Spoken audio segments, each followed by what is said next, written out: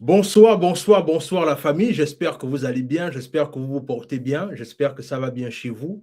Alors, aujourd'hui, il est question pour moi d'avoir une interview avec un industriel gabonais. Vraiment, je suis tout d'abord honoré d'avoir que M. Kevin a pris ce temps-là pour venir nous parler de son parcours parce qu'en vérité, comme je le disais en off, on est dans une phase là où on a un problème de modèle en ce qui concerne l'entrepreneuriat au niveau du Gabon.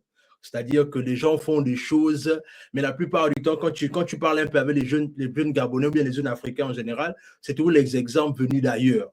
Et c'est la raison pour laquelle ce qu'on va faire aujourd'hui, c'est vraiment casser ce mythe-là pour essayer véritablement de dire que, au lieu d'aller regarder quelqu'un qui est loin de toi, qui n'a pas tes réalités, il y a les gens aussi autour de nous avec des parcours excellents avec lesquels on peut pourquoi pas s'en inspirer et de pouvoir réussir dans l'entrepreneuriat. Alors, Kevin, est-ce que tu peux te présenter pour les gens qui vont encore te découvrir ce soir? Merci Warren, vraiment de m'avoir donné l'opportunité de pouvoir non seulement présenter mon entreprise, mais essayer de discuter un peu par rapport à l'entrepreneuriat au Gabon. Bon, j'apprécie le fait que tu m'appelles un industriel, mais je ne suis pas encore un industriel. Je suis en route. C'est un peu mes objectifs. Donc, je suis Kevin Esson, je suis Chief Executive Officer de Genesis Industrial Services, compagnie basée au Gabon. C'est Genesis Industrial Services, donc GIS Gabon, compagnie spécialisée dans la réparation d'équipements haute pression. Donc, nous opérons dans plusieurs secteurs, notamment secteur oil and gas, secteur minier, hydroélectrique, construction,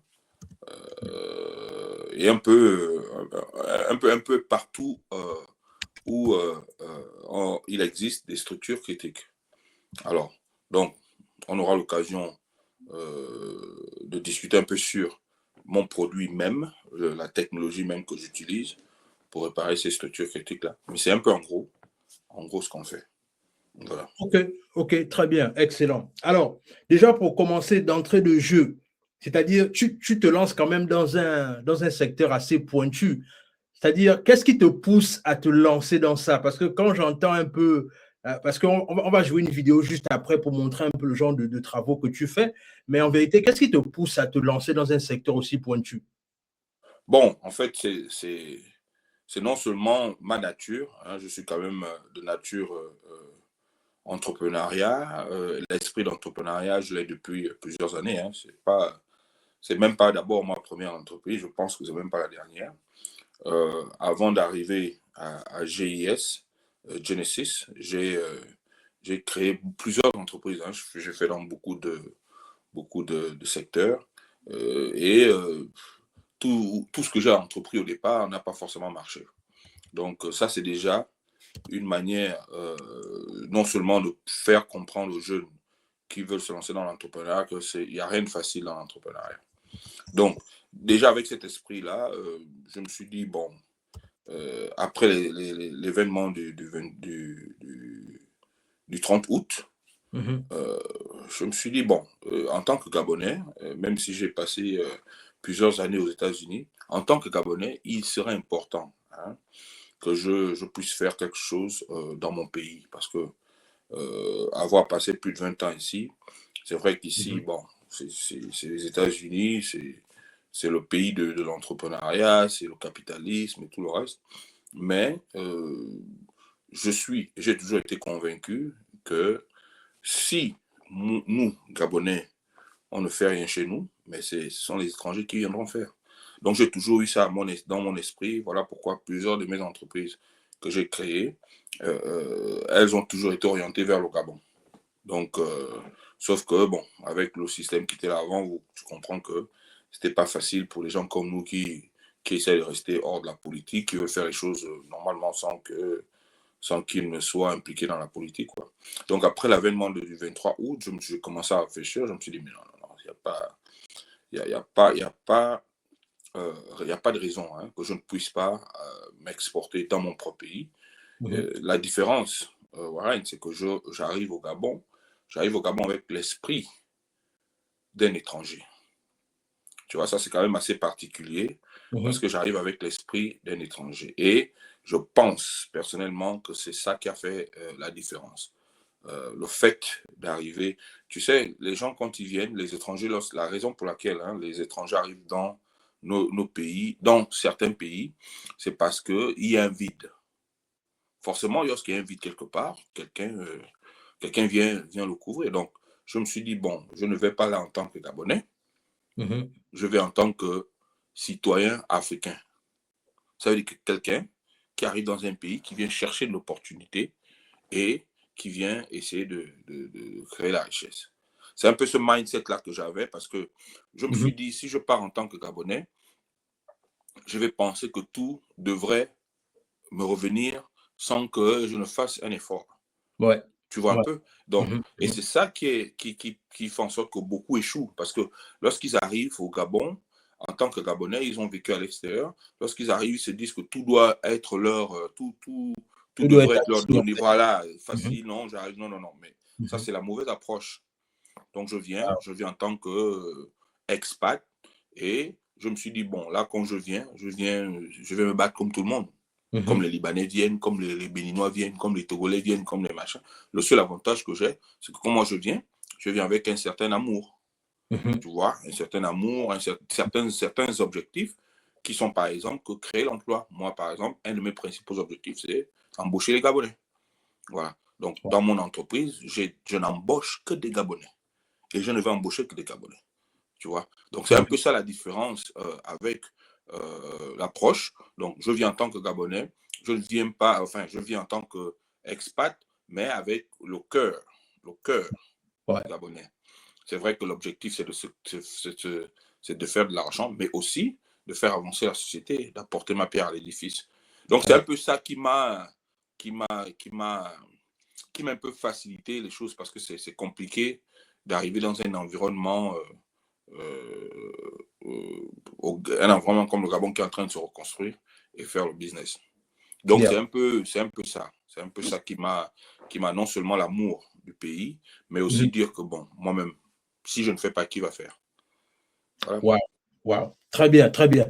Ben écoute, franchement, là, tu es en train de poser les bases de pourquoi on essaie vraiment de bien sonder ton mindset. Parce que tu sais, tu es en train de dire quelque chose de très important. Tu dis que pour que tu arrives à te fonder et te faire une place dans l'entrepreneuriat game au niveau du Gabon, tu as dû changer ton mindset et devenir comme étant un étranger. C'est-à-dire, d'où te vient cette mentalité de penser comme ça? Parce que le truc, c'est que récemment, j'ai discuté avec un frère gabonais qui était au pays il n'y a pas longtemps. Il disait, par exemple, qu'il a été dégoûté de voir que, voilà, il est arrivé au Gabon, il a voulu ouvrir un compte en banque, on n'a pas pu le servir à temps, etc., etc. Mais toi, c'est-à-dire que toi, tu optes en fait pour la méthode de non, je ne vais pas faire comme le Gabonais que je suis. Mais d'où te vient ce mindset-là?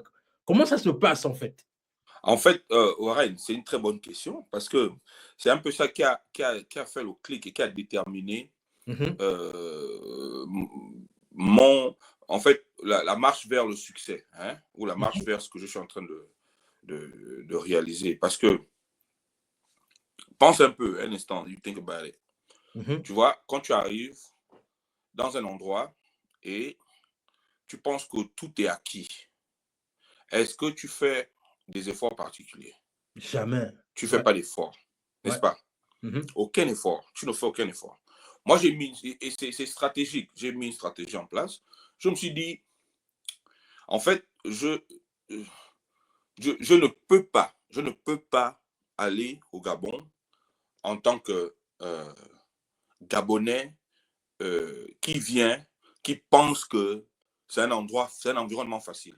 Ouais. Et parce que je suis Gabonais, tout devrait être comme par exemple, je viens des États-Unis, je ne peux pas avoir la prétention que tout ce qui se fait au Gabon, tout ce que toutes les expériences que j'ai eues au Gabon, je devrais les avoir, les expériences que j'ai eues aux États-Unis, je devrais les avoir au Gabon. Non. Je te dis que je suis arrivé, je me suis mis dans la peau d'un étranger qui est venu se chercher sans rien, sans 5 francs. La même approche que j'ai eue quand je suis arrivé aux États-Unis. Tu vois un peu? Avec $200 que j'avais en cash. $200, c'est tout ce que j'avais. Donc, c'est vraiment le système D. Je te raconte une anecdote. Moi, mon premier chantier, le premier job que j'ai eu avec mes gars, moi, en tant que directeur général, j'étais sur le terrain. Les gens me demandent, mais toi, tu fais quoi ici? Toi, je suis en brousse. Mais toi, tu fais quoi? Si tu es DG, tu dois être... Je dis, non, non. En fait, les gens ne comprennent pas que pour arriver à un certain niveau, hein, il faut non seulement passer certaines étapes, mais aussi traverser tous les obstacles qui te permettent d'arriver à ce niveau-là.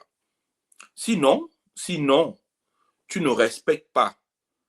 C'est-à-dire que si tu n'as pas pu respecter ou traverser tous ces obstacles-là, tu ne respecteras pas le résultat final. Tu comprends? Moi, lorsque je vais arriver, ou j'ai envie d'arriver, ou mon entreprise, je vais l'amener à un certain niveau, je ne pourrai jamais take for granted ce que j'ai accompli. Même mes gars ne pourront pas dire que bon, le DG là, il part seulement pour parler. J'étais sur le terrain avec vous. Il n'y a rien que vous pouvez venir me dire que je ne connais pas ou que je n'ai pas vécu moi-même. Tu vois, tous les problèmes, tous les obstacles qu'on a rencontrés sur les sites pétroliers, moi-même, je les ai vécus. Sales, deal avec les moustiques, les éléphants, les machins, ouais, j'étais là. Tu vois un peu? Donc, ça c'est non seulement, ça me motive, mais les gens qui sont autour, ça crée du respect. Tu comprends un peu? Parce que malheureusement, les Gabonais, on a une réputation de paresseux. Tu vois? Donc, les gens qui pensent que parce que je reviens des États-Unis, je vais manger les coupés. Parce que je devais être sous budget. Ouais. Je mangeais les coupés, le riz-popo, les machins. Parce que je sais où je vais. Je savais où je vais. Tu vois? Et comme je dis, c'est au début, je disais, c'est une stratégie que c'est un mindset. Tu crées une stratégie, tu crées un mindset et tu te concentres sur tes objectifs. Beaucoup viennent, ils pensent que ça va être... Non, je te dis, hein, ils pensent que ça va être facile. Ils se disent qu'ils sont à Paris ou à New York ou à... Non, bon, ça devrait être faire ça, mais je vais dans tel hôtel, je vais rester dans... Non, c'est pas comme ça. C'est pas comme ça. Le Libanais ou l'étranger, quand il vient, et l'avantage même, c'est certains viennent, ils ont déjà des assises, ils ont déjà des gens là, mais ils arrivent à traverser la dure pour atteindre. Vous les voyez seulement là, ils sont là. Vous pensez que Dangote, il est né riche. Il n'est pas né riche. Il a travaillé fort. Tu vois un peu. Donc, c'était un peu ma stratégie. C'était pas facile parce que ici aux États-Unis, j'ai un certain confort. Bien sûr. Mais comme je suis un gars de la dure, je sais d'où je viens, c'était pas très difficile. C'était pas très difficile. Ce qui était un peu plus challenging, c'était par contre le côté, je dirais, administratif. Je pense que notre administration est trop lente, surtout en ce qui concerne le business. Notre administration est trop lente. Je crois que si les autorités veulent vraiment encourager les gens à faire le business, ils doivent vraiment mettre un accent dessus, un accent très, très particulier dans tout ce qui est facilitation, l'administration procédure. Mais le terrain, ce n'est pas l'État qui viendra faire le terrain pour toi, c'est nous-mêmes. C'est toi-même qui dois faire le terrain. Ce que je peux te dire, et ça, on en a discuté en inbox, les opportunités qu'il y a au Gabon, il n'y a pas... C'est unmatchable. Unmatchable. Ça veut dire que tout ce que tu veux faire, tu peux le faire. Pourquoi? Parce que les besoins sont là. Les besoins sont partout. Maintenant, le rôle de l'entrepreneur, c'est quoi? Trouver des solutions. Les besoins sont là, Warren. Everywhere. C'est dans tous les coins où tu vas, il y a un besoin qui est là, il n'y a personne qui offre ce service-là. C'est là. Un truc simple, hein? Un truc simple, hein? Que moi j'ai remarqué. Est-ce que tu sais que au Gabon, il n'y a pas de independent ATM machine? Really? Les ATM machines, c'est les ATM des banques. Ouais, les distributeurs, là. Les distributeurs, Mhm, hein, ils appellent ça les gabous, je ne sais pas quoi. mhm. Il y a pas, tu ne peux pas aller, par exemple, dans un grocery store. Yeah. Tu te retrouves, tu n'as pas de cash, tu retires ton cash dans l'ATM. Ça n'existe pas. Donc, tous les 25, toutes les fins du mois, tu vois des queues inimaginables. Parce que les gens attendent quoi? Leur argent. Ouais, la fin du mois. Voilà. Ouais. Pourquoi ne pas libéraliser ce secteur-là où, dans les cadeaux, dans les machins, Mhm. même dans les bars, vous mettez les ATM, ce n'était pas un luxe. Ouais, ouais. Ce C'est n'est une pas un luxe, nécessité. c'est une nécessité, c'est une solution à Ça un permet, problème ouais, qui est là. oui, et ça permet même de faire même vite tourner le business. Mais bien, mais Warren, mais c'est Ouais, ce que je dis, c'est ouais. qu'il y a des trucs simples comme ça, hein, Mhm, mhm. qui, les gens pensent que c'est un luxe. Non, avoir une carte, aller à l'ATM, ce n'est pas un luxe, ça ne devrait pas être un luxe. Ouais, ouais, Moi, ouais. j'arrive, première expérience, j'arrive à l'aéroport, j'arrive le premier jour, j'ai envie de retirer l'argent de mon ATM. Aucun ATM ne marche à l'aéroport. Ça veut dire qu'il y avait celui de la BICIC et puis il y a un autre là. Rien, ça ne marche Mhm. pas. Oh! Rien. Tu vois que quelque chose comme ça, tu viens, tu trouves une solution. Maintenant, c'est aux autorités d'identifier ce problème-là et d'ouvrir et de permettre aux individuels de pouvoir régler un problème comme ça. Ouais, Tu vois un exactement. peu? Ouais, ouais. Voilà. Parce qu'on ne peut pas avoir un problème comme ça et penser que c'est un problème qu'on vit avec. Bon, c'est bon, hein, C'est on n'a normal. pas besoin Ouais. de régler. Non, non. Permettez aux gens, par exemple, comme ici, tu peux avoir ton propre ATM, tu achètes ton ATM. Mhm. Il suffit seulement que ce soit régularisé, c'est-à-dire que c'est pas, ils peuvent pas. En fait, they have to control. Ça doit être quelque chose de contrôlé et de Mhm. réguler. Tu vois un peu, parce que Ouais. les gens vont. Non. Donner ça aux microfinances. Permettez aux microfinances, par exemple, Ah là là. de faire de mettre les ATM partout. Mhm. Ouais, ouais, Tu vois un peu? ouais, C'est-à-dire qu'ils ouais. viennent, boum, boum, boum. On a ça dans les cadeaux géants. On a des bars, les machins. Vous mettez les ATM là. C'est pas sorcier. Au 21e siècle, on est en 2026, ça ne devrait plus être un luxe. Alors, tu vois un peu des trucs simples comme ça. Ça, c'est un exemple que j'ai pris à la Ouais, volée. Hein. Un ouais. problème qui existe, solution, no one. Ouais. Mais maintenant, quand même, c'est-à-dire que ça, c'est une niche très importante que tu viens de souligner là. Mais c'est-à-dire que, comme tu disais si bien, c'est-à-dire que malheureusement, le plus dur, ce serait déjà de convaincre nos autorités de faire ça, parce que c'est un business qui engendre le financement, tu vois un peu, des gens. C'est-à-dire que même dans les places dans lesquelles il faut placer les machines là, ça doit être des places safe, tu vois un peu. Absolument. Oui, donc Absolument. et Voilà en pourquoi. vérité, c'est-à-dire que toi qui t'en vas au pays là, peut-être que, enfin, c'est vrai, à l'instar de ton activité principale, mais peut-être ce serait intéressant si toi tu glisses un mot à une microfinance du pays. Hein? Bien sûr. Bien sûr. Tu vois, par Ouais. exemple, nous, on a eu l'opportunité, hein, Mhm, et une microfinance qui est au Gabon qui m'a impressionné, qui est vraiment en train de faire beaucoup de bonnes choses, surtout dans la digitalisation, c'est Bambou EMF. mhm, Organisation gabonaise, 100%, Bambou EMF. Mais ils font des choses qui sont assez révolutionnaires, tu vois. mhm. En fait, comme je te dis, Warren, ce n'est pas les problèmes qui manquent. Ouais, Le problème, c'est les solutions, les gens qui trouvent les solutions. c'est ça. Hein? Il faut que les autorités prennent les, les entrepreneurs comme des partenaires. Ça veut dire quoi? Tu as vu, le capitalisme, c'est ça aux États-Unis, où les autorités facilitent, ils facilitent les entrepreneurs à régler les problèmes qui existent dans la société. Ouais. Parce que le gouvernement ne peut pas régler tous les problèmes. Tu vois un peu, non? Mhm, Donc, il crée un environnement où toutes les personnes qui veulent entreprendre, mhm. ils créent un environnement où ils ont la facilité de régler ces problèmes-là en créant des sociétés. C'est aussi simple que ça. Uber, par exemple, a été créé comment? C'est le gars qui crée Uber, il arrive dans une grande ville, à Paris, je crois, il cherche un moyen de se déplacer, il ne sait pas comment faire. Et puis il s'est dit, mais purée, imagine un instant si on avait un taxi, je pouvais appeler un taxi de mon téléphone qui vient taxi personnel qui m'emmène où... Tu vois un peu? Ouais. Et c'est comme ça qu'un problème comme Uber, même s'il y avait déjà des taxis, mais il y a un problème qui était là où il y avait des gens qui arrivent, qui ne voulaient pas attendre le taxi, qui avaient du mal à trouver le taxi. Donc, il peut, depuis son téléphone, il appelle un taxi, boum, boum, boum, le taxi arrive, il monte, il part, il n'a pas dit là avec quoi que ce soit, il n'a même pas besoin d'utiliser le cash. Ouais. Ouais. Tu vois un peu? Il y a tellement de problèmes, les mêmes problèmes qui existent dans des sociétés développées, c'est 1000 fois ces problèmes-là dans les sociétés en développement. Bien sûr, bien sûr. Tu vois un peu? Donc, Ouais. c'est ça en gros, avant qu'on entre dans ce que je fais, Yeah. c'est un peu le mindset, c'est un peu ça, d'abord le mindset que il y a des problèmes, on doit aller trouver des solutions.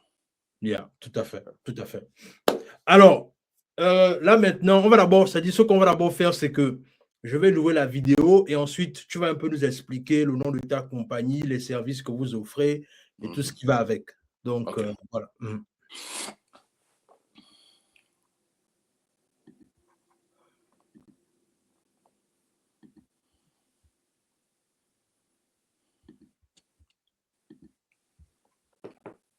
OK. Failure is not an option. Performance, durability, and reliability define success. In heavy industry, failure is not an option. Performance, durability, and reliability define success. At Genesis Industrial Services, GIS Gabon, we deliver advanced high-pressure equipment repair and industrial maintenance solutions engineered for the most demanding environments across Africa. We restore integrity to critical infrastructure, safely, efficiently, and without unnecessary downtime. Our core expertise is the engineering application of fiber-reinforced polymer, FRP, composite technology. Through precision-designed structural reinforcement systems, we rehabilitate pipelines, pressure vessels, storage tanks, and load-bearing assets, extending service life while eliminating costly replacements and prolonged shutdowns. Our composite solutions are lightweight, corrosion-resistant, and engineered to outperform traditional repair methods in extreme operating conditions. GIS Gabon operates across key industrial sectors, including oil and gas, mining, construction, hydropower, and water distribution. We understand that every hour of downtime impacts production. That is why our approach combines technical accuracy, rigorous safety standards, and rapid deployment capabilities. Beyond structural reinforcement, we provide comprehensive maintenance and overhaul services for mission-critical mechanical systems, mud pumps, top drives, triplex pumps, hydraulic units, drawworks, and industrial diesel engines. Our technical teams are experienced with leading global engine manufacturers including Caterpillar, Detroit Diesel, Cummins, MTU, and Deutz. From advanced surface preparation and precision laser blasting to anti-corrosion protection and heavy equipment servicing, we utilize modern technologies to restore performance at its core. Every project is executed with discipline, precision, and accountability. We are more than a contractor. We are a long-term industrial partner, reinforcing integrity, strengthening infrastructure, and powering operational excellence across Africa's industrial landscape. Engineered solutions, proven durability, operational excellence. Genesis Industrial Services, reinforcing integrity, powering performance. Excellent. Excellent.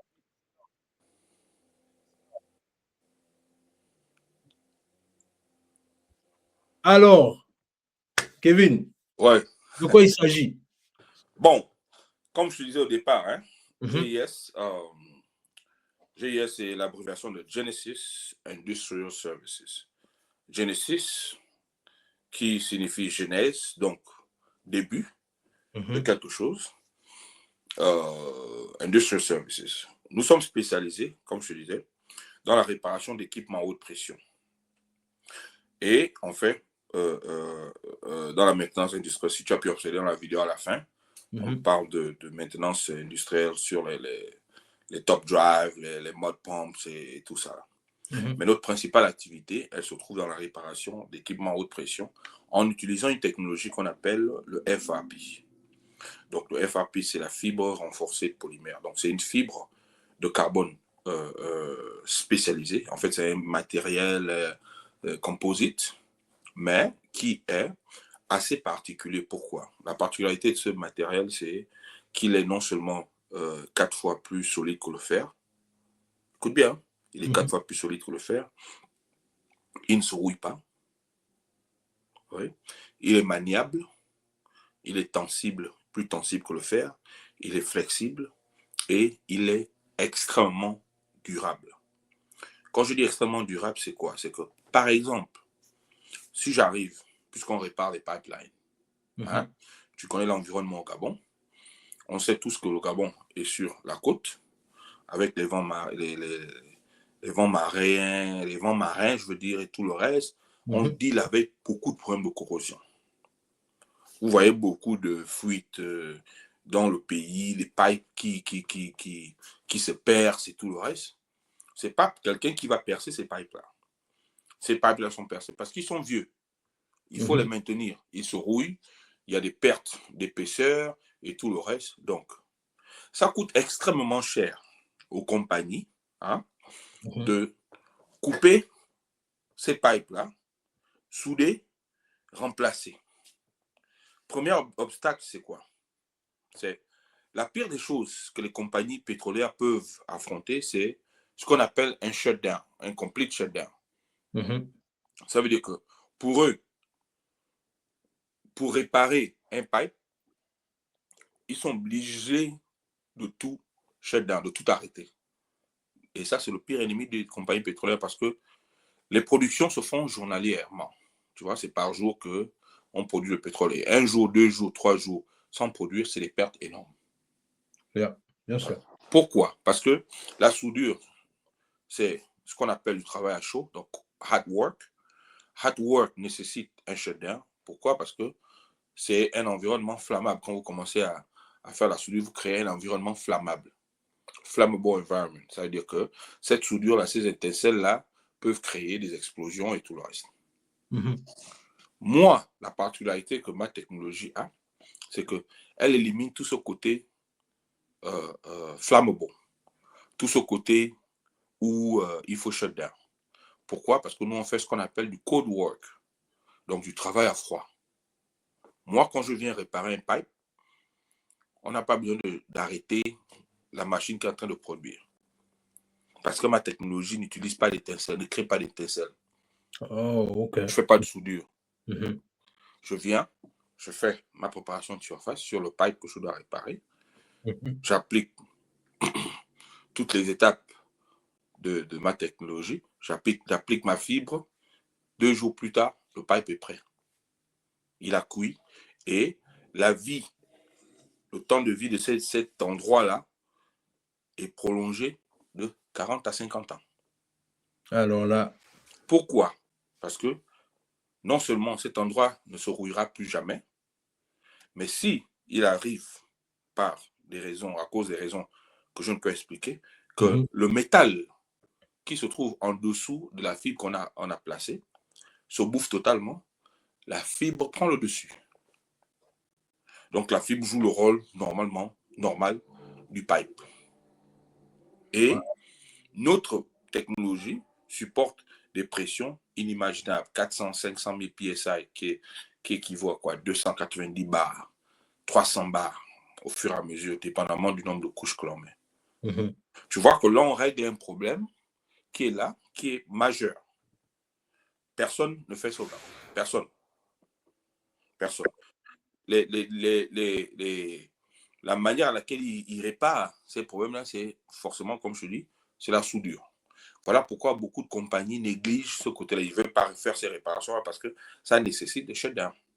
Donc, tu vas constater que beaucoup de compagnies, il y a les fuites ici, il y a les fuites ici. Bon, il vient, il met un petit patch en continu parce qu'ils ne veulent pas arrêter. Maintenant, la chose à faire, c'est d'essayer de convaincre aux autorités, pas aux compagnies. Parce que les compagnies, en fait, leur objectif, c'est de faire de l'argent. Ouais, on est d'accord. Ils sont là pour se faire de l'argent, donc ils veulent économiser au maximum.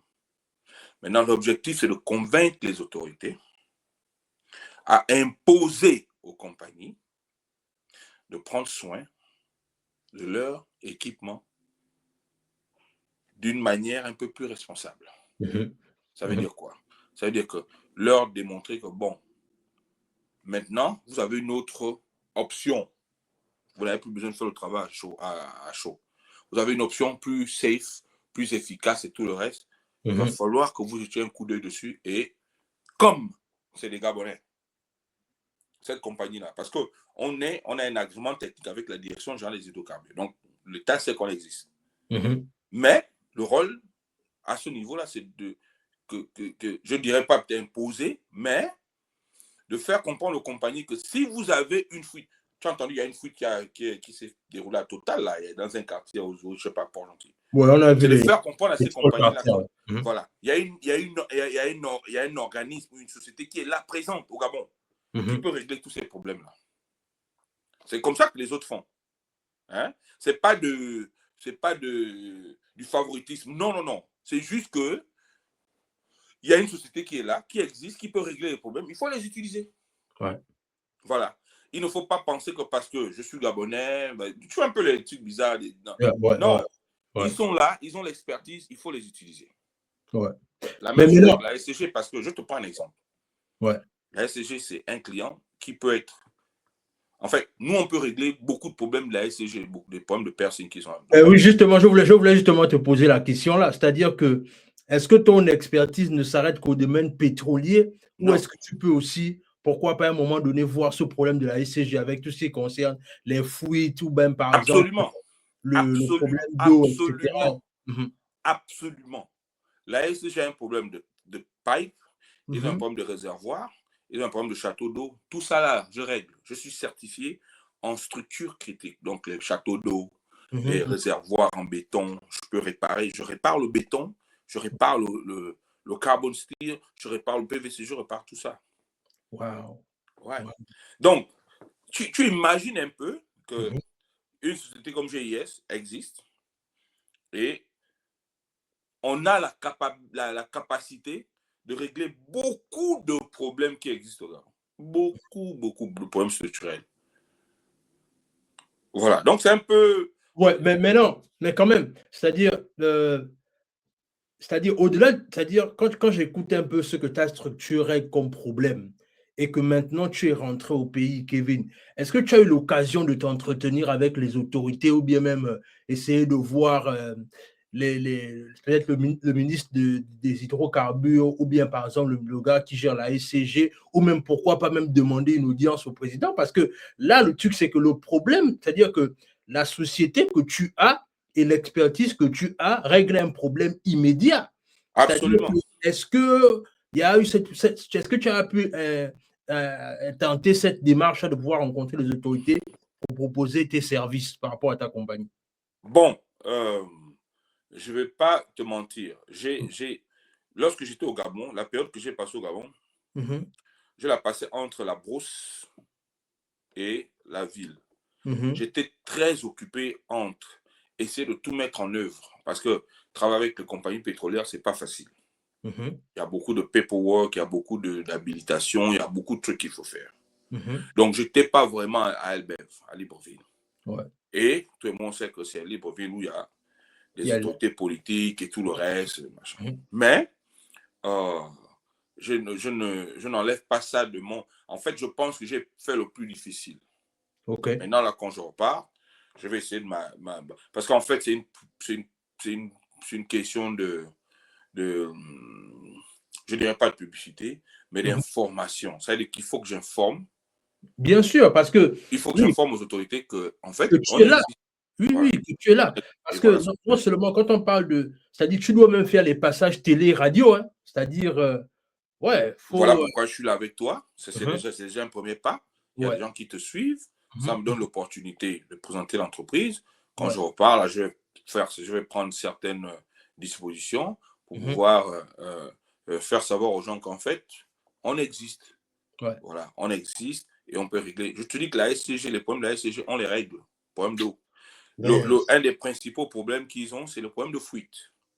Ouais. Ils ont beaucoup de problèmes de fuite. Oui, bien sûr. Voilà, ils ont beaucoup de problèmes de fuite. Qui se passent partout. Voilà, la pression, il y a des châteaux d'eau qui n'existent plus, qui sont plus opérationnels. Donc, il y a un problème de pression, les machins. Tout ça, on règle. Waouh. On règle. On règle. Quand je te dis on règle, c'est pas que je me vante. Non, non, non. On règle ces problèmes-là. On les règle. Ma technologie permet à ce que, quand il y a une fuite de la SCG, on ne vient pas faire du bricolage. Parce qu'en fait, ce que les gens font, ce qu'ils font en ce moment, c'est qu'ils font beaucoup de bricolage parce qu'ils n'ont pas de solution long terme. Ils n'ont pas de solution permanente. Tu comprends? Donc, tu viens faire un truc, c'est comme tu mets un sparadrap, c'est un patching que tu mets. Ça ne veut pas dire que tu as réglé le problème. Parce que quand le patching quitte, il faut mettre un autre patching, il faut mettre un autre patching. Le problème n'a pas été réglé. Ouais. Nous, quand on vient régler ce problème. Quelqu'un m'a même dit, mais comment toi tu viens, tu trouves une solution permanente et tout. Mais j'ai dit, mais il y aura toujours des problèmes partout, partout. Et comme je ne vise pas seulement le Gabon, je ne peux pas venir offrir une solution Moutouki aux gens parce qu'on a déjà une certaine réputation où les gens pensent que les Gabonais ne veulent rien faire, les Gabonais ne sont pas pros, les Gabonais ne sont pas... Non, moi quand je viens faire un job, dans tout le temps on sait que c'est GIS qui a fait ce job-là, le job encore là. Yeah. Et c'est ça qui crée la notoriété et la crédibilité d'une compagnie. C'est ça. Quand tu entends US Steel, les pompes que US Steel a conçues à New York, ça existe encore. Ouais. 200 ans, 300 ans. Ouais. Tu vois un peu? That's what I'm looking for. Yeah. Voilà. Donc, j'ai envie de faire ça au Gabon parce que, regarde, les compagnies de distribution d'eau, ce n'est pas toutes les compagnies en Afrique qui produisent le pétrole. Hein. Non. Mais partout en Afrique, il y a une compagnie de distribution d'eau. Ouais. Et toutes ces infrastructures-là ont été construites dans les années 60. Ouais, exact. Exact. Waouh. Ça, c'est un très, très... Moi, je pense que ton business model est très, très intéressant. Très, très intéressant. Waouh. Je pense que Kevin va nous revenir. Il a sûrement eu un problème au niveau de sa connexion. Il va nous revenir dans peu de temps. Mais clairement, on reste convaincu que franchement, il résout un bon problème. Alors, les amis, on est là en train de faire une émission à un entrepreneur gabonais qui vit aux États-Unis, mais qui a décidé de clairement aller proposer son expertise du côté du Gabon, son pays d'origine. Donc, c'est M. Kevin Essono. On est en train de faire une interview avec lui parce qu'on veut clairement comprendre un peu, un tant soit peu, quel est le business qu'il propose et surtout les solutions qu'il règle, en fait. Donc, restez connectés. Mais le truc, c'est que la vidéo sera disponible sur YouTube dans quelques jours, en fait. Donc, mais déjà, au moins, je voulais vous faire vivre ce moment-là, en fait. Voilà. Alors, est-ce que tu es là? Donc, je voulais vous faire vivre ce moment-là afin qu'on puisse... voilà. C'est un peu ça.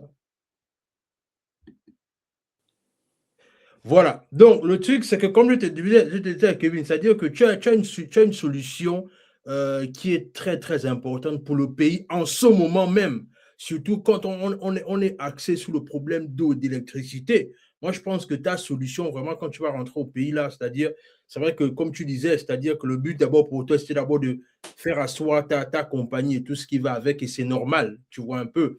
Mais maintenant, là, quand tu rentres là, moi, je te conseille véritablement de noyer les plateaux télévisés. C'est-à-dire, c'est vrai qu'on commence là, et je pourrais même t'envoyer de mes contacts que j'ai au pays qui ont là où tu peux rentrer, ils vont te faciliter les entrées, quoi. Tu vois un peu. Donc, on va parler de ça en offre. Alors, mais maintenant, comme ça, c'est-à-dire, tu es dans un domaine pointu, c'est-à-dire que est-ce que aujourd'hui, c'est-à-dire que à part toi qui résout ce problème-là, est-ce que tu vois au pays depuis que tu es rentré, il y a d'autres personnes qui sont dans le même domaine que toi? Non. Non, il n'y a personne. Déjà, je précise que la compagnie avec laquelle je travaille, parce que je travaille avec une compagnie qui est basée sur les États-Unis, et cette compagnie-là m'a donné l'exclusivité pendant 3 ans de cette technologie et de ce produit. Je suis sous contrat avec eux. Donc, ils ne peuvent pas vendre ça à quelqu'un d'autre. Je suis le représentant en Afrique centrale, donc Gabon, Guinée équatoriale, Congo, Tchad, Cameroun, Angola, RDC et RCA. Ok, donc ça veut donc dire quoi? Que tu vas voyager dans ces différents pays-là pour pouvoir... j'ai des ambitions d'ouvrir. Lorsqu'on est bien installé au Gabon, notre prochaine étape, c'est le Congo. OK. Voilà. Ça, c'est notre prochaine étape. Et ensuite, on va voir comment on peut. Après, là, on est en train de travailler à l'ouverture, enfin, à obtenir l'exclusivité en Afrique de l'Ouest. Ça, c'est un peu plus gros. C'est un marché un peu costaud. Oui, bien sûr. Mais on est en train de travailler dessus. L'Afrique de l'Ouest, je t'avoue que c'est un marché qui m'intéresse énormément. Énormément. C'est-à-dire que j'étais obligé de commencer au Gabon. Parce que le Gabon, c'est ma mère patrie, c'est le pays, tu vois. Mais j'aurais pu aller en Côte d'Ivoire. Bah oui, parce que oui, c'est très intéressant ce que tu dis, parce qu'en vérité, un marché comme la Côte d'Ivoire, je t'assure qu'avec non. Il n'y a Oui, pas, Abidjan, pas photo. oui, Abidjan, c'est quoi? C'est 15-20 millions d'habitants. Ouais. Tu vois un peu. Donc, il n'y a même pas match. Ouais. Mais je me suis dit, bon, le Gabon, c'est mon pays. On a besoin d'une base. Et je crois que la base de GIS, c'est le Gabon. Et puisqu'on a des ambitions multinationales, on va en faire une multinationale. Très Donc, bien. on va avoir GIS Côte d'Ivoire, GIS Congo, GIS, bon, etc. C'est un peu ça les ambitions qu'on a. Et je crois on est en bonne voie. Je crois qu'on va y arriver parce que, bon, pour l'instant, notre objectif, ce n'est pas de se faire de l'argent. Pour l'instant, notre objectif, c'est de créer une foundation, foundation, un soubassement qui est solide pour notre compagnie. Comme j'explique à ma team, je leur dis, écoutez, en ce moment, ce qu'on fait, c'est, moi, je suis en train de faire de vous des futurs managers. Ça veut dire que c'est vous qui devez aller ouvrir les nouveaux marchés. Et que ça, d'ailleurs. Voilà, comme les autres viennent faire ici. Ils Ouais. viennent faire au Gabon, c'est des étrangers qui viennent, des compagnies béninoises, compagnies congolaises, compagnies ivoiriennes. Ils viennent au Gabon. Ce n'est pas les Gabonais qui viennent ouvrir ces marchés-là. C'est des Ivoiriens, c'est des Congolais, c'est des machins, tu vois un peu. Donc, c'est un peu ça notre plan. C'est-à-dire que nous, quand notre multinationale sera opérationnelle, si on ouvre un marché au Congo, c'est un Gabonais qui va aller ouvrir ce marché-là. Ouais. Mais maintenant, alors. C'est un Gabonais qui va aller ouvrir ce marché-là. Ouais, très bien. Maintenant, c'est-à-dire que la vérité, c'est que tu es, comme je disais, c'est-à-dire ton business model est très excellent et franchement, ça force le respect. Maintenant, c'est-à-dire, depuis que tu es rentré au pays, c'est-à-dire, quelles sont, on va dire, les difficultés que tu as rencontrées au quotidien? C'est-à-dire, parce que tu vois, le but aussi, par exemple, aussi ici, c'est de peindre un peu la réalité de quand on rentre au pays. C'est-à-dire, toi, tu as fait plus de 20 ans aux États-Unis, c'est-à-dire, comment la réadaptation s'est passée? C'est-à-dire, on parle du principe que c'est un pays tropical. On a le soleil, on a les moustiques. Les moustiques, on a les coupures, on a les coupures. Et comme tu disais toi-même, c'est le boulot parfois tu vas en forêt, c'est-à-dire, comment s'est fait la transition pour toi? Comment l'adaptation s'est faite? Comme je te dis, au départ, je me suis préparé. J'ai mis une stratégie en place. Je connais la réalité.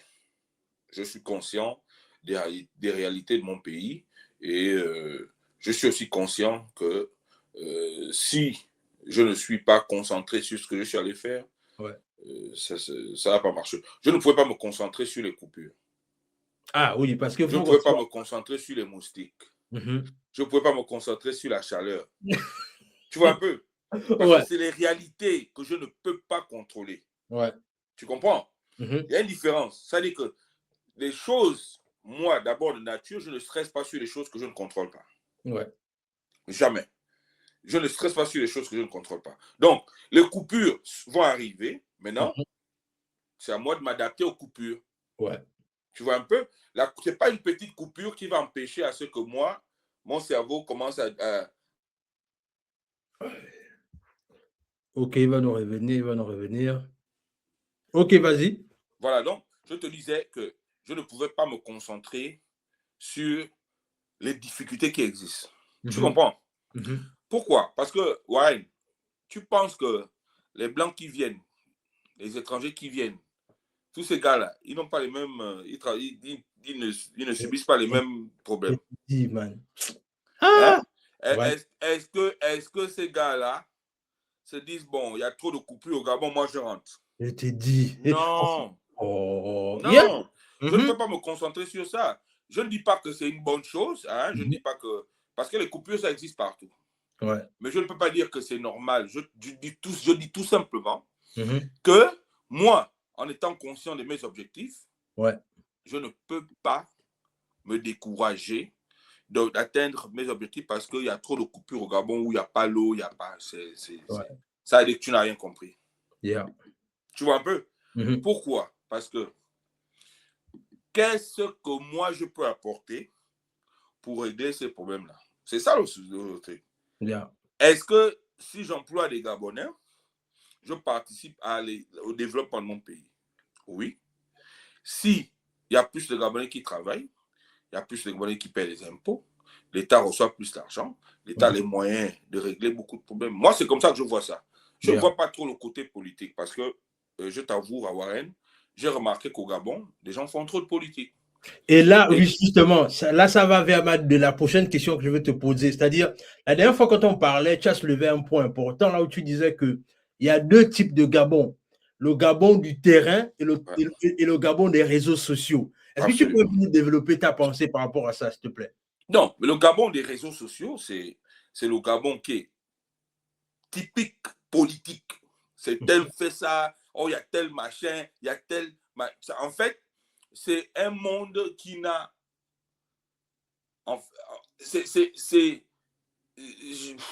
Honnêtement, c'est pas quelque chose qui peut régler les problèmes. Facebook, les réseaux sociaux ne peuvent pas régler les problèmes du Gabon. Tu comprends? Donc, Facebook, je pense que c'est un outil, beaucoup de personnes utilisent Facebook comme outil de... tu vois, à l'époque, on avait souvent des frangins, son travail dans la famille, c'est trahir les autres. Et là, seulement, il vous observe. Tu vois, non? Il attend que quelqu'un fasse une bêtise, il va trahir. Ouais. Mais en fait, il n'a rien fait de concret. De concret. Ouais. Il y a un problème. Oh, il a cassé le verre, machin tout. Non, tu n'as même pas essayé de ramasser le verre. Tu n'as pas... Ce que tu attendais, c'est dire que le verre est cassé. Ouais. La réalité sur le terrain, c'est le gars qui a cassé le verre, qui doit balayer, qui doit se rassurer que personne ne vienne marcher sur les verres là. Tu vois un peu? Ouais. Donc, c'est vraiment un problème qu'on a eu. C'est un héritage qui est, honnêtement, ça va être difficile. Warren. Pourquoi? Parce que si tu remarques, la seule fois où les Gabonais se mobilisent pour faire quelque chose, c'est pendant les échéances politiques. Si tu te rends compte, Warren, ça m'a frustré. Lorsqu'il y a un conseil des ministres, la manière dont les gens entendent les nominations, là, Warren. Ouais. Ça fait tellement... Je te dis que ça m'a tellement fait rire. Je dis, mais c'est incroyable. Tout le pays est arrêté, Warren. Tout le pays est arrêté. Waouh. Tout le pays est arrêté parce que tout le monde attend les nominations. Pendant ce temps, le Béninois, le Malien, le machin, lui, il est là, il est assis dans son truc. Il n'a rien à foutre de la politique. Ouais. Ouais. Il gagne son pognon. Bien même. Bien même. Je te dis, en fait, je te dis que ça m'a écœuré. Je dis, waouh. Yeah. Yeah. Mais en fait, on ne veut rien faire. On ne veut rien faire. Et lorsqu'il y a un qui essaye, les autres ne sont pas d'accord. Ils ne sont pas contents. Tu vois un peu? Parce que eux-mêmes, ils ne sont pas dans je dirais, une approche d'arranger les choses. Donc, quelqu'un d'autre, c'est nous tous son père, nous tous son père. Voilà, exactement. Tu vois un peu? Et c'est dangereux. Ouais, ouais. Tu vois? Parce que tu ne peux pas expliquer que jusqu'à présent, Warren, tous les vendredis, à 13h, quand les gars là sont à la mosquée, vous pouvez pas acheter le pain? Oh, wow. Waouh. Ouais, ça n'a pas changé. 20 ans après, 30 ans après, ça n'a pas changé. Man. Voilà. Ouais. personne n'a pu trouver une solution pour régler ce problème-là. C'est grave, Warren. C'est grave. Il y en a qui essayent des épiceries, des Gabonais, mais Warren, ouvrir une épicerie, ce n'est pas compliqué. Ouvrir une épicerie, ce n'est pas compliqué. Mais combien de personnes sont prêtes à vraiment serrer la ceinture. La ceinture, voilà, exactement, pour ouvrir une épicerie. C'est pas de la magie, c'est pas, it's not rocket science. Pourquoi les Gabonais, on ne pense pas qu'on peut ouvrir une épicerie? Tu es assis là, tous les machins, toute la journée, tu vends ton truc. Ou bien même, tu ouvres l'épicerie, tu prends un Malien. Si c'est le fait que, bon, il n'y a que eux qui partent, parce que je ne comprends pas pourquoi il n'y a que les Mauritaniens, les machins qui peuvent faire ça. Tu vois un peu? Donc, c'est des trucs comme ça, là, tu te rends compte, tu dis, waouh, ça, c'est un problème fondamental qui nous. Voilà, et c'est la pauvreté, on ne peut pas. Ce n'est pas le gouvernement qui va régler tous les problèmes de la pauvreté. Non. Le gouvernement doit nous construire les écoles, les hôpitaux, construire les routes. C'est ça le rôle du gouvernement. Et faciliter aux gens comme nous autres de créer des entreprises pour créer l'emploi. Tu vois? Dans une société capitaliste, ce n'est pas le gouvernement qui est le principal employeur. Voilà pourquoi j'insiste à ce que les autorités fassent vraiment un effort pour comprendre que c'est dans leur intérêt de créer des champions. Tout à fait. Mais c'est dans leur intérêt. Mais quand même, c'est-à-dire que dans ton business aujourd'hui, c'est vrai que tu n'es pas obligé de rentrer dans les termes approfondis, mais c'est-à-dire quand vous gagnez par exemple un chantier pour réparer les pipelines là, et tout ce qui va avec, c'est-à-dire vous pouvez en termes de chiffres, c'est-à-dire ça ressemble à quoi concrètement? Bon, ça c'est pas une fourchette, pas nécessairement. Bon, ça dépend. En fait, ça dépend de la taille du marché. Ça dépend de la taille du marché. Il y a beaucoup de choses qui entrent en compte. Le matériel, les heures de travail, le temps que le projet va prendre, tout le reste. Et en moyenne, tu as souvent besoin de combien de personnes comme ça là? Bon, et encore, ça dépend de la dimension du projet. On peut trouver un job normal, une réparation d'une fuite, c'est trois techniciens qui font une réparation en une journée. On a fait une intervention, par exemple, à la GOC, c'est une journée. On a réglé un problème qui était là depuis 3 ans. 3 ans? Waouh, man! Et toi, vous avez réparé ça en une journée, man? Une journée. Man. On a réglé le problème. Oh non, tu as trouvé le bon filon, man. Tu as trouvé le bon filon. Donc, c'est vraiment... C'est une opportunité qui est là. Et comme je te dis, moi, je suis beaucoup focus sur la création d'emplois. Je suis beaucoup focus sur la vente de mon pays. Quand je dis la vente de mon pays, ça veut dire que lorsqu'on va créer cette multinationale, qu'on dise que ça, c'est une multinationale gabonaise, il n'y en a pas beaucoup. Surtout dans ce secteur-là, il n'y en a pas. Il n'y en a presque pas. La seule multinationale, c'est quoi? BGFI, qui existe dans d'autres pays. Mais il n'y a pas une société gabonaise industrielle qui dit tu vas entendre qu'ils sont au Congo. Non. Ou ils sont en Guinée équatoriale, ou ils sont machin. Ça va commencer comment? C'est ça. Alors, mais quand même, toi qui es rentré au pays il n'y a pas longtemps, j'ai quand même envie de te poser la question de savoir, c'est-à-dire, comment tu as vécu la coupure des réseaux sociaux? Parce que toi, quand même, tu es de la diaspora, tu as toute ta famille pratiquement aux États-Unis, c'est-à-dire que comment tu as géré ça? Est-ce qu'il y avait de l'inquiétude ou bien, voilà? Bon, j'étais déjà ici lorsqu'ils ont coupé. Ah, ok. Oui, j'étais déjà ici. Mais je ne pense pas que c'était une bonne décision. Je crois que la solution est de cibler. C'est-à-dire que s'il y a des gens qui se perdent ou qui dérapent, vous les ciblez et puis vous imposez la loi sur eux. Je ne pense pas que c'est quelque chose... Parce qu'il y a des gens qui utilisent, par exemple, les réseaux sociaux pour faire du business. C'est ça. Tu vois, moi, j'utilise WhatsApp pour faire le business. C'est un outil de travail pour moi. Ce n'est pas un outil de machin. WhatsApp, c'est un outil de travail. Tu vois? Donc, c'est quelque chose dont j'en ai besoin. Tu vois? Email et WhatsApp, je ne peux pas fonctionner sans ces deux choses-là. Tu vois? Par exemple, ici, je fais les réunions tous les jours. Je reste debout jusqu'à 2 heures du matin parce que je dois avoir le décalage avec ma team au Gabon. On fait des mises au point et c'est WhatsApp qu'on utilise. Tu imagines que mes employés se retrouvent dans une situation où ils ne peuvent pas utiliser WhatsApp, c'est pas bon. Tu vois, donc c'est vraiment, il faut qu'on puisse regarder tout ça et vraiment faire attention lorsqu'on prend des décisions comme ça et penser que, bon, ça peut impacter. Parce que moi, par exemple, je ne fais pas les lives. C'est ça. Hein? Je suis un chef d'entreprise et comme je te dis, WhatsApp, c'est un outil extrêmement important pour moi. Parce que c'est mon numéro WhatsApp que les compagnies ont. Donc, si les compagnies veulent me joindre, c'est sur WhatsApp. Il n'y a pas autre chose. Tu vois? Donc, c'est vraiment, il est important. S'il y a des gens qui dérapent, mais il faut les cibler. C'est partout comme ça. Vous les ciblez et puis la loi, machin, ils répondront. Moi, je vois ça comme ça. Hein. Je ne pense pas que ça devrait être une censure générale. Je ne pense pas. Je pense pas que c'était une bonne idée. Wow. Tout à fait d'accord avec toi. Alors, Kevin, est-ce qu'il y a une question que tu aurais aimé que je te pose, mais que je ne t'ai pas posée?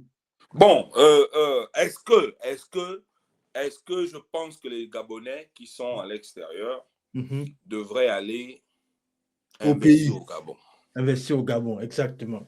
Très bonne question, effectivement. Voilà. Ça, je ne sais même pas. Si j'avais un le truc, c'est que, regarde, parce que récemment, par exemple, quand on regarde, encore une fois, tu fais bien de le préciser quand tu dis que il y a le Gabon, il y a le Gabon des réseaux sociaux et le Gabon de la réalité. Mais la réalité, c'est que, par exemple, il y a certains Gabonais, par exemple, qui vont te dire que non, mais nous, on veut rentrer au pays, mais il n'y a pas d'accompagnement, comment ça va se faire, etc., etc. Tu réponds quoi à ces Gabonais-là? C'est-à-dire qu'ils disent que... Warren, je peux te poser une question.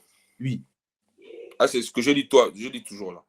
Quand tu es allé aux États-Unis, quand tu as décidé, après ton bac, pour dire que bon, moi je vais au States, à part tes parents qui t'ont accompagné, personne. À part toi-même d'abord, ta volonté, est-ce que quand tu es venu ici, les Américains ont dit, bon, Warren vient d'arriver, il faut qu'on... On l'accompagne. On l'accompagne.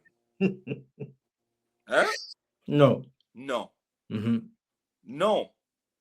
Pourquoi tu veux qu'on t'accompagne? Si toi-même tu t'es battu pour aller dans les pays des autres, personne ne t'a accompagné. C'est dans ton propre pays où tu es censé faire quelque chose, on doit t'accompagner. Tu ne trouves pas que c'est un peu bizarre? Non. Non. Voilà pourquoi je dis, on doit rentrer au Gabon en tant qu'expat. Fais comme si comme tu allais te chercher ailleurs, là, dans ton propre pays, tu vas te chercher. Tu as déjà un avantage sur beaucoup de choses. Tu as un avantage déjà même sur les étrangers qui viennent. Non seulement tu connais des gens là-bas, ça, il ne faut pas négliger ça. Tu connais des gens, tu as les parents, tu as le problème culturel, tu connais l'environnement. Tu connais l'environnement. La seule chose que je te demande de faire, c'est d'être prêt. Parce qu'il y a beaucoup qui ne sont pas prêts. Surtout sur le plan financier. C'est-à-dire qu'ils veulent seulement faire semblant et ils se découvrent. En fait, moi, je ne pense pas que... Parce que, Warren, quand tu es sérieux dans un projet, en fait, rien ne peut t'arrêter. Exactement. If you think about it. Comme quelqu'un est déterminé à réaliser quelque chose. La même détermination que j'ai eue quand je suis venu ici aux États-Unis avec $200. En tant qu'adulte, père de famille et tout le reste, moi, je vais au pays, le Gabon, c'est un jouet pour moi. Aller me chercher au Gabon, c'est un jouet, c'est les pipites. Non, je te dis la vérité, c'est pas les States. Non, les States, c'est pas facile. Si moi, j'ai pu m'en sortir ici, c'est le pays où là où j'ai mes frangins, on était assis en terminale ensemble, on a machin, ils sont déjà responsables. C'est eux qui ont toutes des... C'est les frangins, c'est notre génération qui gère le pays, qui ont des responsabilités, qui ont des machins. Tu arrives dans un bureau, c'est ton frère qui est là. Le Libanais n'a pas ça. Le Béninois n'a pas ça. Donc, on ne peut pas dire accompagne. Non, c'est pas comme ça que ça fonctionne. Si tu as l'ambition d'aller dans un pays, et ton pays, le Gabon, tu vas, mais tu dois aller avec la motivation de réussir et rien ne peut t'arrêter. C'est ça. Tu laisses les histoires des politiques, les machins, tu as des objectifs, n'est-ce pas? Mm-hmm. Mais voilà.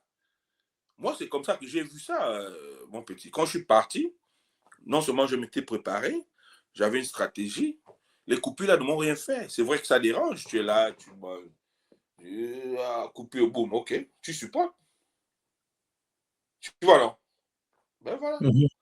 Donc, Ok, c'est un d'accord. peu ça. Je demande aux gens d'aller. Si vous avez les moyens d'aller faire quelque chose au pays, il y a trop d'opportunités. N'hésitez pas, s'il vous plaît. Yeah. Parce que si nous, on ne fait pas, Mm-hmm. c'est quelqu'un d'autre qui viendra faire. Exactement, exactement. Yeah. Et ça, c'est fondamental, c'est vrai. C'est vrai. Et tu as bien fait de rappeler le côté là où souvent on dit du genre que non, il n'y a pas d'accompagnement, l'État n'accompagne pas les gens. Effectivement, c'est bien que ça sorte de quelqu'un comme toi qui est déjà même au pays, qui voit les réalités du terrain et qui est clairement en train de nous dire qu'en vérité, non, c'est-à-dire que les États-Unis, ça n'a rien à voir avec le pays. C'est-à-dire que, parce que souvent, il y a cette crainte-là ou bien cette excuse-là qu'on veut. Voilà. Wow. C'est plus une excuse. C'est même pas une crainte. C'est une excuse. Oui, effectivement. Et c'est la raison pour laquelle moi, j'aime ces échanges-là avec toi parce que ça permet de décloisonner le débat justement par rapport à cette histoire de dire qu'on veut rentrer au pays. Parce que comme je te disais, c'est-à-dire que on est dans une phase là où, quand on parle du Gabon, on fait plus sortir les plaintes que de regarder les opportunités. Merci. Ouais. Merci. Ouais. C'est ça même, Warren. C'est exactement ça. Ouais. Ça veut dire que si tu vois qu'il y a un problème qui est là, évidemment, il y a un problème qui est là. Ouais. What you gonna do to fix it? Tu vas faire quoi pour régler ce problème-là? C'est ça. Parce que le fait que tu te plaignes ne va pas régler le problème. Non, pas du tout. Tu vois un peu? Ouais. Le fait que tu te plaignes. Regarde par exemple, quelqu'un qui dit, bon, il va aller travailler au pays. Moi, j'ai un frangin, je préfère taire son nom. Il est ici à Houston. Et oh non, je vais aller au Gabon, je vais aller essayer, machin et tout. Tu sens d'abord que le frangin n'est pas prêt. Il vient. Il a fait 1 mois. D'abord, quand il arrive, il habitait dans les Airbnb, les machins, Wow. L'argent est fini. Tu louais les voitures, Aïe, aïe, aïe.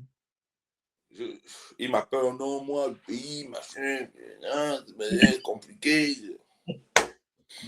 Au fond de moi, je suis là, j'ai voulu dire, mais toi, tu En fait, je vois un peu. Direct, quoi, ouais.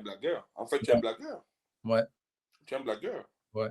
Parce que, oui, c'est vrai, c'est-à-dire, voilà pourquoi c'est important d'avoir ces échanges-là. Parce que, oui, c'est vrai, c'est-à-dire que si tu commences à rentrer dans les trucs de je vais aller m'installer au pays, je vais prendre les Airbnb, je vais louer les véhicules, man, tu vas réaliser que tu peux être descendu avec 5 ou 10 000 $. Tu penses que c'est beaucoup, beaucoup. Non!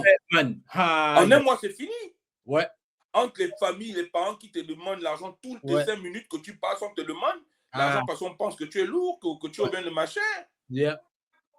Tu peux pas. Ouais. Je te l'avais dit. Wow. Les gars ne sont pas, ils sont pas sérieux.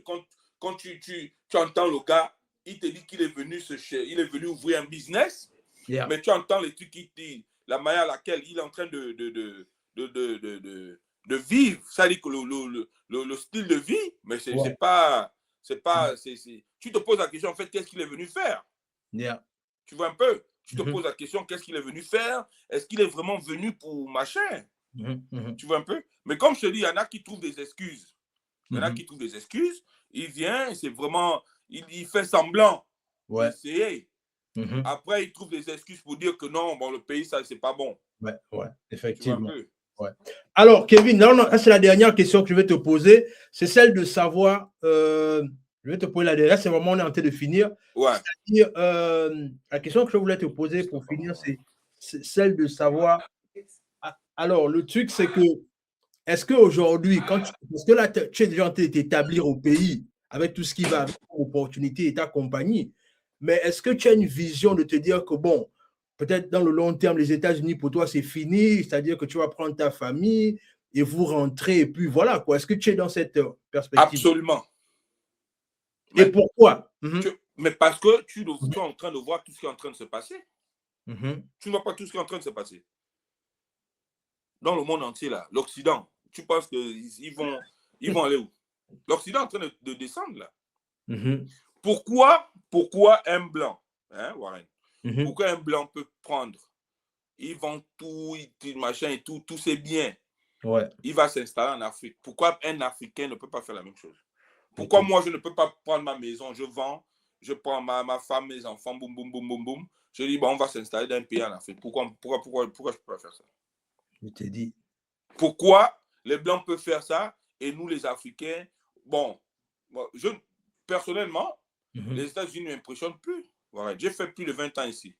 Qu'est-ce que les États-Unis peuvent... Non, je suis citoyen. Qu'est-ce que je peux encore obtenir? Ouais, ouais. J'ai fait vraiment ce qu'un jeune Africain peut faire. Je suis venu, j'ai créé une petite vie modèle, j'ai une maison, non, quoi d'autre? Ouais. Maintenant, ce que je suis en train de faire pour l'Afrique, c'est que je suis en train de créer quelque chose pour mes enfants. Parce que je ne vois pas leur avenir ici. Waouh. Tu vois un peu? Ouais. Je ne vois pas leur avenir ici. Jamais. Je pense que leur avenir, c'est en Afrique. Donc, je suis en train de mettre en place des choses, GIS, Gabon en Afrique, pour pouvoir créer quelque chose pour eux. Ouais. Wow. Parce que, je t'avoue, l'Occident ne fait plus rêver. Non. Ça veut dire que c'est cette mentalité de conquérant-là, que eux vont... Ça veut dire que moi, je viens déjà, j'ai les amenés au Gabon, ils ont vu, machin et tout. Mais maintenant, ils doivent venir, ils comprennent d'abord que ça, c'est notre pays. Et ils voient aussi qu'il y a des opportunités ici. Et ils ont déjà un avantage parce qu'ils ont un pied ici au States. Ça, c'est un avantage, un pied ici au States. Quand ils vont au Gabon, c'est un autre mindset, c'est une autre manière de voir les choses. Ouais. Et ça demande beaucoup de sacrifices. Moi, j'ai fait 8 mois au Gabon. Ouais, tout à fait. Mes enfants, je n'ai pas vu mes enfants, je n'ai pas vu ma femme, machin et tout. 8 mois, je dormais au sol. À terre, mon frère. Donc, c'est pas alors, ce n'est pas les moyens qui te manquent forcément de te prendre un endroit. Voilà. J'ai appelé ma femme un jour en vidéo, ma fille, elle a vu où je dormais, elle a commencé à pleurer que papa, mais tu fais quoi là-bas? Tu vois, non? Ouais. Parce que je suis confortable. Moi, chez moi, je suis confortable. Je suis à l'aise. Ouais. Quand la petite a vu là où je dors. Parce qu'en fait, je fais exprès, je lui montre, tu as vu ce que je suis en train de faire là. C'est pour vous. Voilà, on va faire. Comme ça, vous n'allez pas, quand je vais partir, je vous laisse quelque chose, vous n'allez pas vous amuser avec. C'est ça. Parce que vous serez conscient de ce que j'ai traversé pour arriver à ce niveau, pour construire ça. Wow. Elle pleure. Je te dis, ma première fille, elle pleure. Que papa, pourquoi? Est-ce que tu es obligé? Wow. Tu es obligé? Je dis, oui, petit, je suis obligé de passer par là. Tu vois un peu, non? Les bédoums, les pains au chocolat. Aïe, aïe, aïe. À un moment donné, tu es obligé parce que tu te rends compte que, bon, c'est une étape. Tu es obligé de passer par là. Et puis aussi, manger les grandes choses là ne t'impressionne plus. Mais voilà, parce que je suis un gars du coin, je suis un gars du coin. Ouais. Ça ne m'impressionne pas. Ouais. Le matin, je suis avec mes gars, on va prendre les sandwichs de 500. Ouais. Avant d'aller au bureau. Tu vois. Alors qu'un complexé aurait pu dire voilà, non, aller s'asseoir dans les cafés, dans des grands endroits. Oui, effectivement. Donc, tu vois un peu, ça demande beaucoup de sacrifices, ça demande beaucoup de commitment. Ouais, de résilience. Ouais. De résilience. Tu vois, tu as utilisé, voilà, ça c'est mon terme. Yeah. Il faut, en fait, c'est la résilience. Et ça, c'est partout dans le monde entier. Ouais. C'est pas seulement au Gabon où ça demande la résilience pour réussir. Ouais. Même ici aux États-Unis, qui est une société développée. Bien sûr. Tu vois, non? Yeah, I feel you, bro. I feel you. Yeah. Ça, c'est un terme assez, c'est vraiment ça, la résilience. Yeah. Wow. 8 mois. Wow. Tu vois? Et là, tu repars encore bientôt même. Merci. Oui. Je repars parce que bon, j'ai de gros rendez-vous. Et les choses sont en train de se positionner. Ouais. Wow. Ils sont en train de se positionner. Alors, pour ton message de la fin, quel est le message que tu veux donner aujourd'hui aux Gabonais de la diaspora?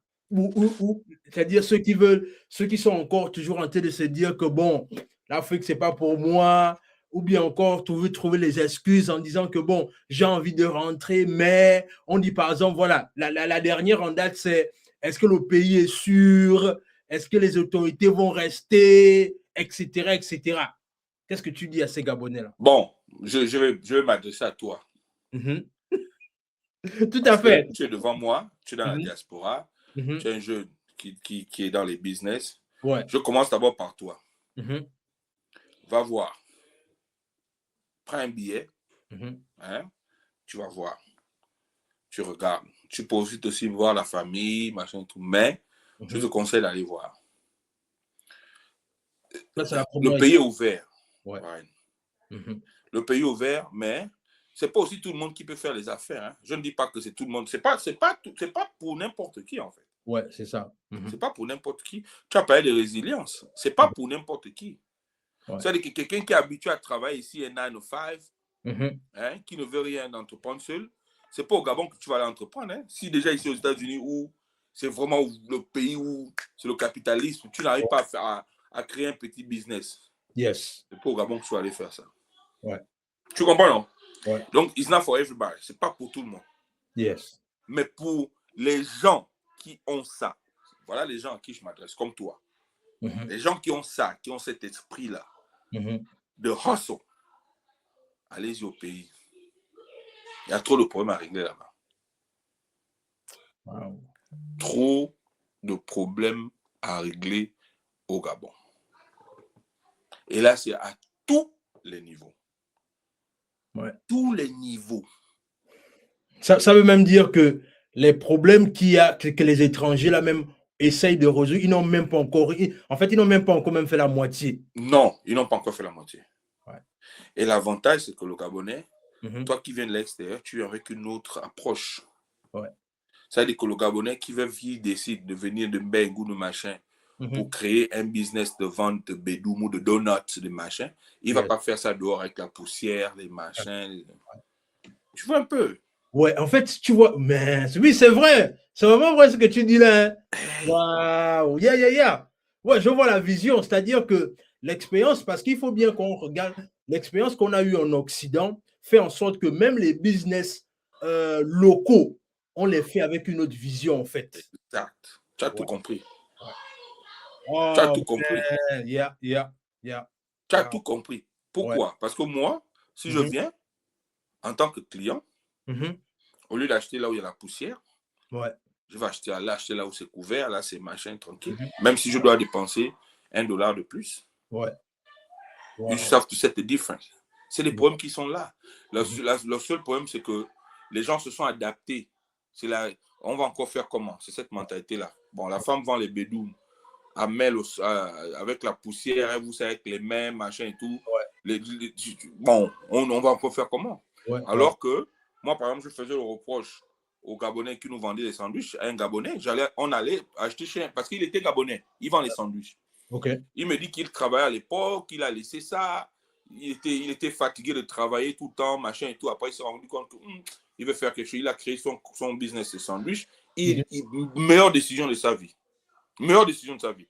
Donc, on va souvent acheter les sandwichs chez lui. J'arrive, le seul reproche que je lui avais fait le premier jour, j'arrive, je lui dis non, tu ne peux pas servir les gens les mains nues. Tu ne peux pas. Il faut quand même mettre des gants et tout. Tu vois, il m'a remercié. Et depuis là, il utilise ses gants. Tu vois un peu, ça c'est cette petite différence-là, parce que le Malien, le Popo, le machin, il va utiliser ses mains, machin, et les gens se disent, bon, c'est normal, alors que c'est pas normal. Sur le plan hygiénique, c'est pas normal. Donc le gars, il a ses gants, he's setting himself apart. Parce que seulement il utilise des gants. Tu vois un peu la différence que ça fait? C'est-à-dire que quelqu'un qui paie attention to that, il va aller acheter chez lui, il ne va pas l'acheter chez celui qui ne te... Tu vois un peu? C'est juste un exemple comme ça. Parmi tant d'autres, effectivement. Waouh. Ben écoute, Kevin, merci d'avoir pris le temps vraiment de nous partager ton expérience sur ton retour au pays. Vraiment, ça, c'est-à-dire que je te remercie d'avoir pris de ton temps, bien que ce n'est pas évident. Parce que comme on se parlait là, tu as un programme bien chargé, tu as au départ. Absolument. Merci d'avoir pris de ton temps. Et surtout, vraiment, tout ce que nous, on te souhaite véritablement, c'est que, comme on dit, c'est-à-dire, toi, tu es le doyen qui a mis les pieds dans l'eau, il a annoncé la profondeur de la rivière.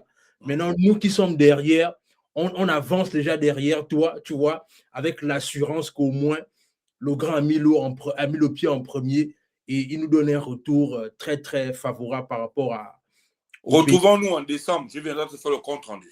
C'est ça, exact. Décembre, parce que c'est en décembre que je finisserai les objectifs que je vais atteindre.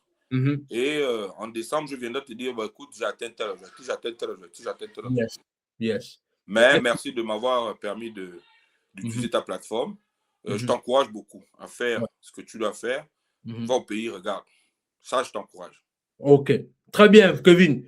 Ben écoute, bien des choses à toi et surtout, on est ensemble, frère. Merci. Bye bye.